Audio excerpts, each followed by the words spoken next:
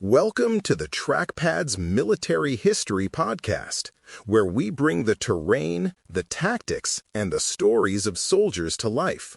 Each episode goes deeper than the written article, giving you a front-row seat to the battles that shaped history. Discover more at trackpads.com. A gray freighter rolled heavily in the Atlantic swell, her silhouette plain, almost homely. She was no cruiser, no destroyer, not even a sleek liner pressed into service. She was box-shaped, slow, and built with little thought for beauty. Yet, below decks a triple-expansion steam engine beat like a mechanical heart, driving her forward at 11 knots.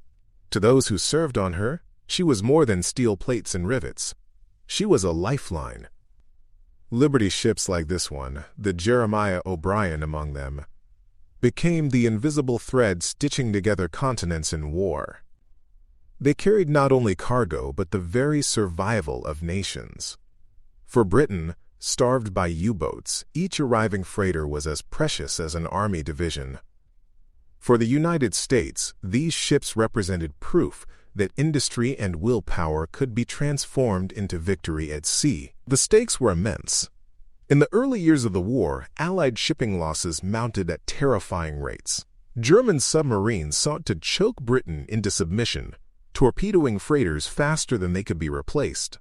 Food shortages loomed, armies in the field teetered on the brink of supply collapse, and the Atlantic itself became a battlefield of attrition. The Liberty ship was America's answer, an emergency fleet that could be built faster than the enemy could destroy it. They were not glamorous and not admired by naval architects, but they were exactly what was needed. Built in their thousands, they flooded the oceans, a steel tide carrying hope and sustenance. Amid this fleet, the Jeremiah O'Brien was one ship among many. She had no destiny written for her beyond service, no expectation of becoming a symbol. Yet history often chooses its survivors, and the O'Brien endured. Her wartime service, from Atlantic convoys to the beaches of Normandy, mirrored the experiences of her sisters. Through her preserved hull, we glimpse not only her own story but the collective struggle of the 710 Liberty ships and the countless men who sailed them. Her survival into the modern day transforms her into something greater, a living bridge to the wartime years, her steam engine still echoing with the rhythm of victory. This is a story not only of steel and design, but of endurance, of the quiet courage of merchant mariners and armed guards, and of the industrial mobilization that redefined warfare. The Liberty ship program proved that mass production could be a weapon, that ordinary vessels could achieve extraordinary impact. The Jeremiah O'Brien, steaming today as she did 80 years ago, reminds us that wars are not won by soldiers alone, but by the invisible lifelines that sustain them. To understand her story is to understand how logistics became the true arsenal of democracy, and how one ungainly freighter stands today as the voice of a forgotten fleet. The blueprint for the Liberty ship began with an act of desperation. Britain, reeling under U-boat attacks, realized her own shipyards could never keep pace with the destruction. An appeal went out to America: build us ships, quickly and cheaply. The design chosen was not glamorous. It came from a British freighter known as the Ocean type, a vessel whose virtue lay in simplicity. American engineers adapted it into the EC2 SC1, what the world would come to call the Liberty ship. Every decision favored speed and scale.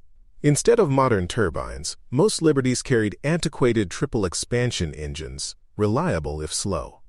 Their speed rarely exceeded 11 knots, but in wartime arithmetic, slowness was acceptable if it came with numbers. The concept was simple: replace ships faster than the enemy could sink them. The true revolution was not in the blueprint but in the method of building. Traditional shipyards worked slowly, laboring over riveted holes and individually crafted parts. The Liberty ship program introduced welding and prefabrication on a grand scale. Entire sections were manufactured off-site, transported to the yards, and fused together like pieces of a puzzle. Welding was faster and required less specialized skill, which meant workers could be trained quickly. It did bring problems, with hull cracks haunting some early launches, but the gains outweighed the flaws. In an age of emergency, pragmatism triumphed. These ships were never meant to last decades. They were built for 5 years of hard service, enough to outlast the war. Henry J. Kaiser became the unlikely hero of this industrial crusade. An industrialist with no maritime background, he transformed shipbuilding into an assembly line miracle. His West Coast yards operated around the clock, illuminated by the sparks of welders and the roar of cranes. He hired anyone who could work, women, minorities, immigrants, and trained them on the job. Kaiser's miracle yards, as they became known, produced Liberty ships at breathtaking speed. The record was 4 days, 15 hours from keel to launch, a feat as much propaganda as production but no less symbolic. It showed the world that America's industrial muscle could be harnessed with almost frightening efficiency. Where one shipyard had once built a handful of ships a year, now hundreds poured into the oceans. Life in the shipyards was its own wartime battle. Workers endured long shifts, dangerous conditions, and relentless pressure. Yet pride coursed through the ranks. Each launch was a ceremony, often with crowds gathered to see a new vessel christened and sent sliding into the water. For welders and riveters, many of whom had never seen the ocean before, each Liberty ship was tangible proof of their contribution to victory. Propaganda posters celebrated them as soldiers of the home front, their torches and hammers weapons in a different kind of war. Communities swelled around the yards, with hastily built housing and schools, reshaping the social fabric of coastal America. The Liberty ship was not just an industrial product, it was a social phenomenon. Critics mocked them as ugly ducklings, boxy and uninspiring, but the admirals and generals who relied on them understood their worth. A Liberty ship could carry more than 9,000 tons of cargo. A convoy of 30 meant supplies enough to sustain an army. No single Liberty mattered, but the fleet together was invincible in its logic. Losses were inevitable, but replacements were certain. In their ungainly silhouettes lay a new philosophy of war. Victory not through elegance, but through sheer unstoppable production. Convoys became the crucible in which Liberty ships proved their worth. Alone, a freighter plodding at 11 knots was little more than a target, but in formation, dozens of them together became a moving fortress.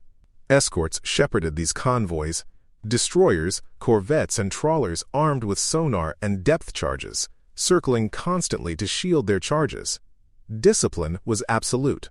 Ships held their stations, zigzagging at ordered intervals to spoil torpedo solutions. To drift out of line was to gamble with disaster, leaving a gap the enemy could exploit. For the sailors aboard, the ocean itself became a battlefield, where silence, patience, and steadiness were weapons as potent as guns. Convoy life was monotonous, but beneath the monotony lurked constant peril, every wake and shadow a reminder of unseen threats. The German U-boat menace was relentless. Wolfpacks prowled the Atlantic, coordinated by radio signals that guided them toward Allied convoys. Under cover of darkness, submarines surfaced, their decks bristling with torpedo tubes, and moved in for the kill. Attacks came suddenly, explosions splitting the night, ships vanishing in plumes of fire and spray, the acrid smell of burning oil spreading across the water. Survivors often watched helplessly as comrades flailed in the cold sea, lifeboats lowered in frantic haste. For Liberty ship crews, each night crossing the Atlantic was a test of endurance, a question of whether they would see dawn.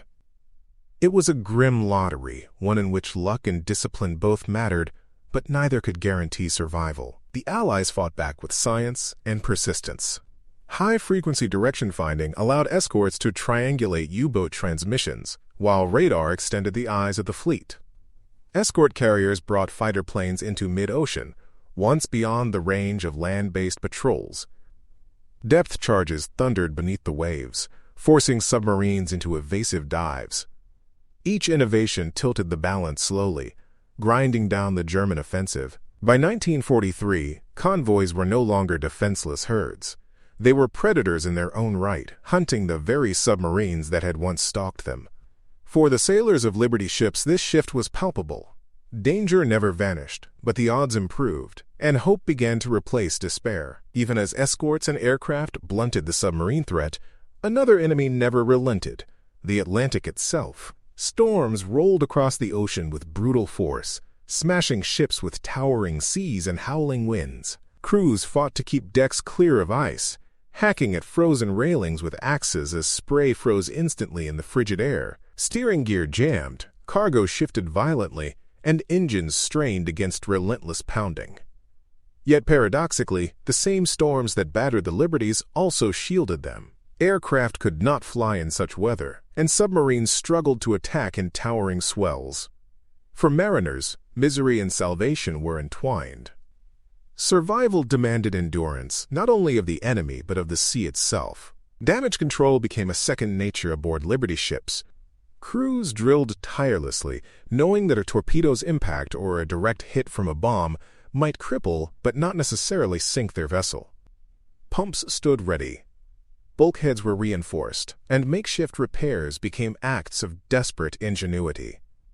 There were stories of Liberty staggering into port with their bows torn away, decks gutted by fire, or hulls cracked nearly in two. Each battered survivor told a tale of grit, of crews who refused to yield their ship to the sea. These stories circulated among sailors, both cautionary and inspiring, reminders that even when disaster struck, human determination could keep a freighter alive long enough to deliver her precious cargo. The turning of the tide in the Battle of the Atlantic was not just a triumph of weapons and machines, but of endurance. Convoys, once vulnerable herds, became resilient arteries of war, kept alive by escorts above, technology behind the scenes, and the unyielding will of the men who sailed. For Liberty ship crews, every successful crossing was a victory measured not in headlines, but in the simple fact of arrival.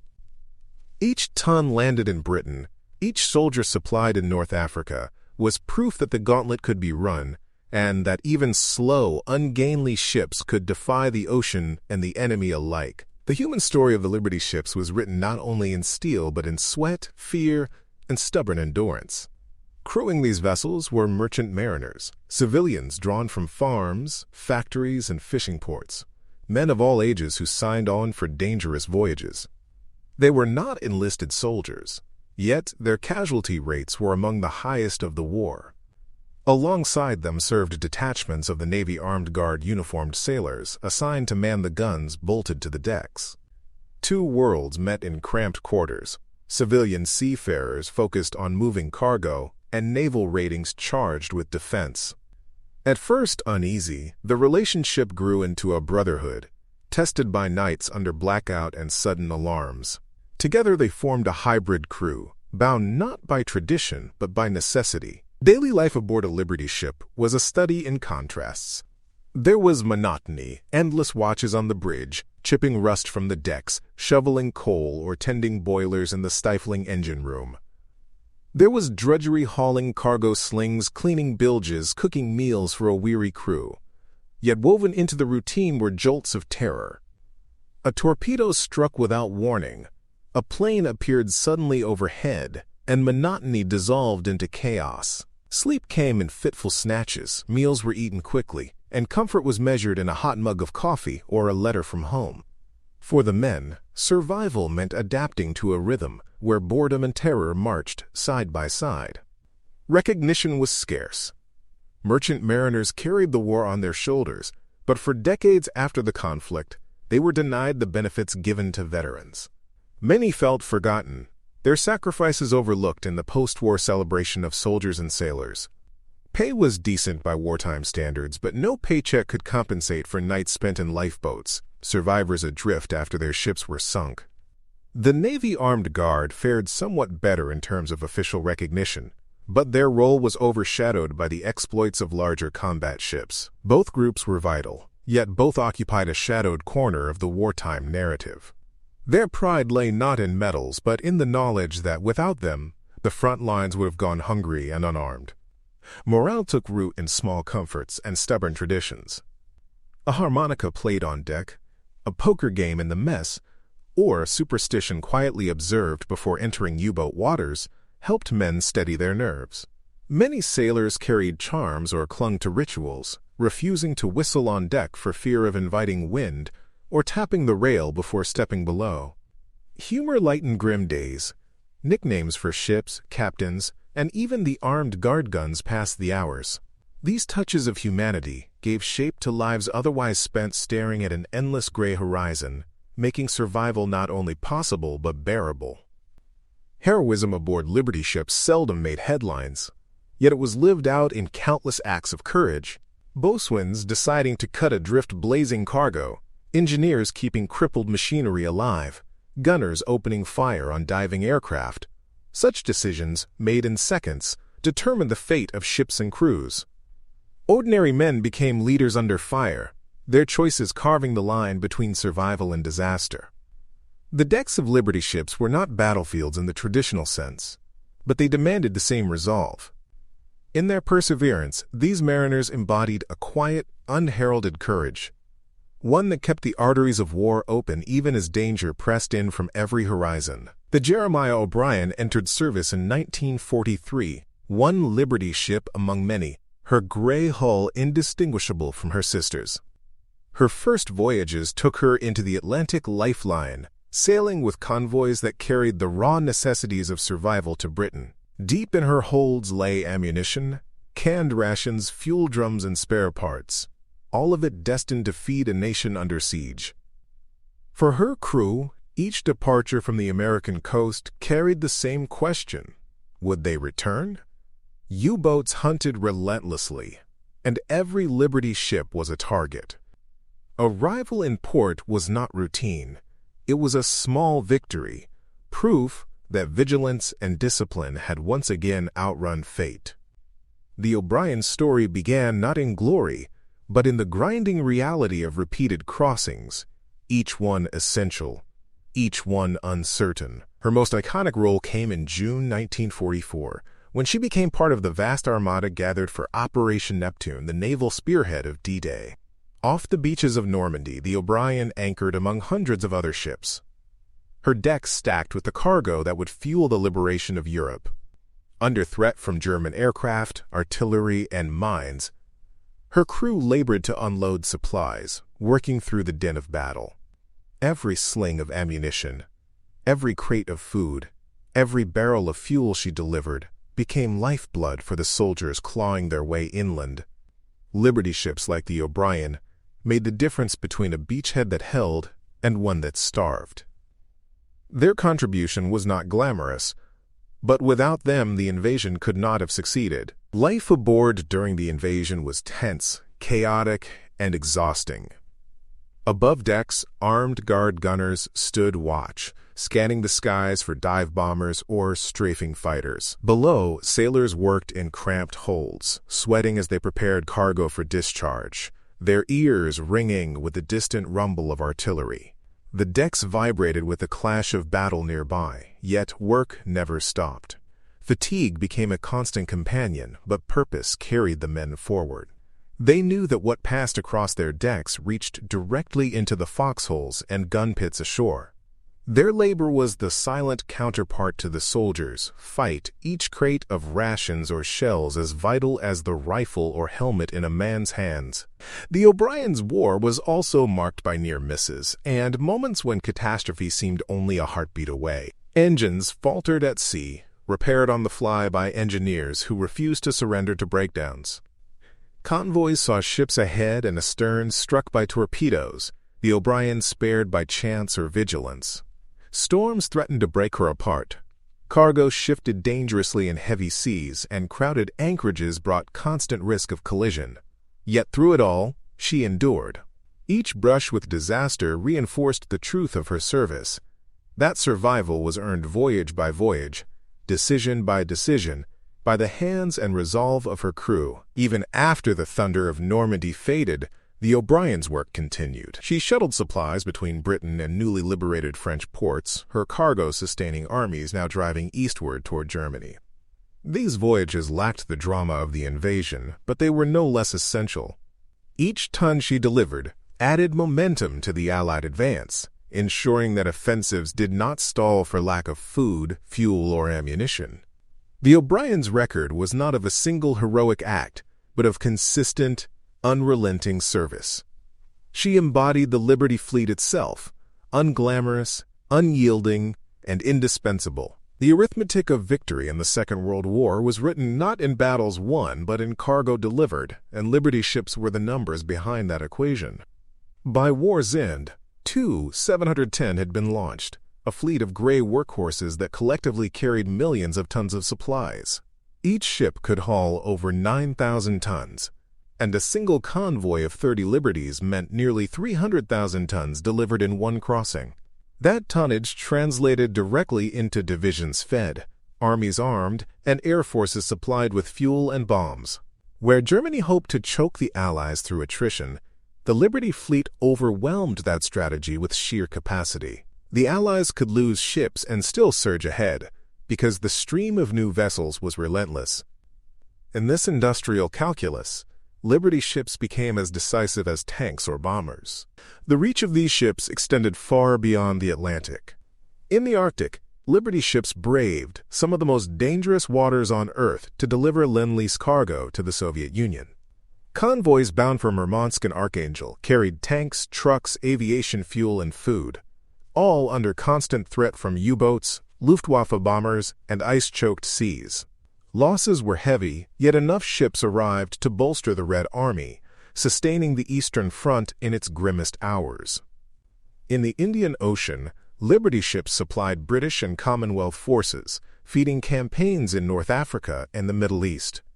Across the Pacific, they became the backbone of amphibious warfare, carrying the steel matting for runways, bulldozers for the Seabees, and the endless ammunition needed to storm island after island. Logistics was no longer a background detail, it was the foundation of strategy. In North Africa, Montgomery's ability to defeat Rommel was tied to Liberty cargoes delivering spare parts, fuel, and artillery shells. In Italy, the slow grind up the peninsula depended on steady resupply by sea. At Normandy, the difference between a fragile beachhead and a growing offensive was measured in the tonnage Liberty ships could land each day. Even in the vast Pacific, where distances dwarfed anything in Europe, Liberty ships carried the essentials that made island hopping possible. They were the invisible infrastructure of victory, ensuring that every plan drawn on a map could be executed in reality. The program's genius lay not in building perfect ships, but in building enough ships. Losses were expected, and in some cases accepted. A torpedoed Liberty was not the end of a campaign if another ship was already en route with replacement cargo. This resilience baffled German strategists, who found that even their most successful attacks did not cripple Allied supply. Every time a U-boat sank a freighter, American yards launched two more. The arithmetic of war had shifted. The Allies could absorb losses and still outproduce the enemy, turning industrial abundance into a weapon as potent as any battleship. In this sense, Liberty ships themselves became symbols of strategic philosophy. They were not designed to impress, but to endure. They represented a doctrine of redundancy and persistence, where quantity created quality. Their very ordinariness was their strength replaceable, adaptable, and always available. For generals and admirals, the presence of Liberty ships on the horizon meant confidence in launching bold offensives. For the enemy, their ceaseless arrival meant despair, a recognition that no matter how many they destroyed, more would come. In their holds lay the essence of Allied victory, the ability to project power endlessly across oceans until the enemy could no longer resist. When the war ended, the Liberty fleet suddenly seemed like a relic of urgency past. Built for 5 years of hard use, most were retired quickly, their steel sold for scrap, or their hulls consigned to mothball fleets in quiet anchorages. The wartime miracle had produced more ships than peace required, and many vanished almost as swiftly as they had appeared. Yet some endured, sold into commercial service, and carrying cargo into the 1960s and even beyond. They steamed in quieter waters now, stripped of their guns, yet their lines still spoke of wartime necessity. For those who had sailed them, seeing a Liberty ship under peacetime colors was like glimpsing an old soldier still marching, scarred but unbowed. The Jeremiah O'Brien's post-war fate followed a different path. Laid up in the National Defense Reserve Fleet near San Francisco, she spent decades forgotten, one gray hull among hundreds, preserved more by neglect than intent. Yet her survival offered an opportunity. In the 1970s, volunteers began restoring her, driven by a vision of keeping history alive not in photographs or museum displays, but in steam and steel. They coaxed her boilers back to life, repainted her hull, and brought her once more to working order. Unlike most memorial ships, she was not meant to be static. She would sail again, carrying her story into the present with the same heartbeat that had carried her across oceans of war. Her greatest triumph in preservation came in 1994 when she crossed the Atlantic under her own power to join the 50th anniversary commemorations of D-Day. The voyage was no small feat. By then she was 50 years old, maintained not by a navy but by volunteers. Yet she made the crossing proudly, her triple expansion engine chugging as reliably as ever. Off the beaches of Normandy, the O'Brien once again dropped anchor, this time as a living monument. Visitors walked her decks, heard her machinery, and touched the steel that had carried war cargo half a century before. It was history not read in a book, but felt through the soles of their shoes, smelled in the oil and steam, heard in the deep vibration of her heart. Today, the O'Brien remains one of only 2 Liberty ships still operational, her preserved condition a rare portal into the past. She serves as a museum and as a reminder, a place where visitors can step back into the world of the 1940s and imagine life aboard. Her survival elevates her from mere artifact to symbol, standing for the thousands of ships and millions of men and women whose labor and courage sustained victory. For every schoolchild who hears her engine, every veteran who walks her decks, she renews the lesson that wars are not won by front lines alone. They are won by the steady, unyielding work of those who keep the lifelines open, across seas as dangerous as any battlefield. The story of the Liberty ships is ultimately one of endurance, a quality expressed in steel, in industry, and in the men who sailed them across hostile seas. Built by the thousands, they transformed the odds in a war where logistics was often the hidden battlefield. The Jeremiah O'Brien, plain and boxy as the day she was launched, remains the most vivid example of that legacy.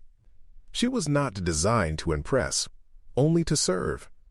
Yet her survival allows us to hear, see, and feel what those wartime voyages meant. Through her we remember how America's factories and workers became an arsenal of democracy, producing not only weapons, but the ships to carry them. Her engine's beat still resonates like a wartime drum, echoing the resilience of an age when victory was forged as much by welders and shipwrights as by generals and admirals. To speak of the O'Brien is to speak also of the anonymous thousands who made her possible. In crowded shipyards, welders worked amid showers of sparks, men and women learned new trades overnight, and immigrants found themselves building ships for a war half a world away.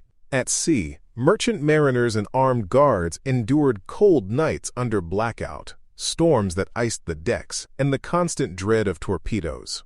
Their sacrifice was immense. Their casualty rates were among the highest of any wartime service, and yet recognition was slow to arrive. What kept them going was not fame or promise of reward, but the knowledge that every successful voyage meant food in a soldier's mess tin, fuel in a tank, or ammunition in a rifle.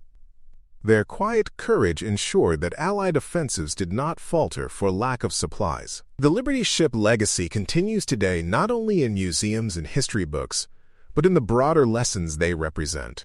They remind us that wars are not won solely by the clash of armies or the brilliance of strategy, but by the unbroken chain of supply that keeps those armies fighting. The Jeremiah O'Brien's continued operation embodies that lesson in a way no static exhibit can. Visitors who step aboard feel the thrum of her triple expansion engine, smell the oil and steam, and walk the narrow passageways once crowded with wartime sailors. In those moments, the distance between past and present collapses, and the hidden dimension of victory becomes tangible. She is more than an artifact. She is a heartbeat from another era, kept alive through dedication and memory. As her boilers fire and her propeller turns, the O'Brien carries forward a message that transcends her steel. Freedom endures not only because of those who fight at the front, but because of those who sustain them unseen. Her decks whisper of nights at sea, her hull still bears the echoes of convoys run under fire, and her survival embodies the triumph of ordinary people meeting extraordinary demands. In her story, the fleet of Liberty ships lives on, their contribution measured not in glamour but in persistence. Even the plainest vessels, given purpose and crew, can carry the weight of victory across oceans. Through the O'Brien, we remember that endurance itself can be a weapon, one that wins wars as surely as any battle fought with bullets and bayonets. Thank you for joining us on the TrackPad's Military History Podcast. If you enjoyed this deep dive into the battlefield, be sure to explore more articles, episodes, and series at trackpads.com.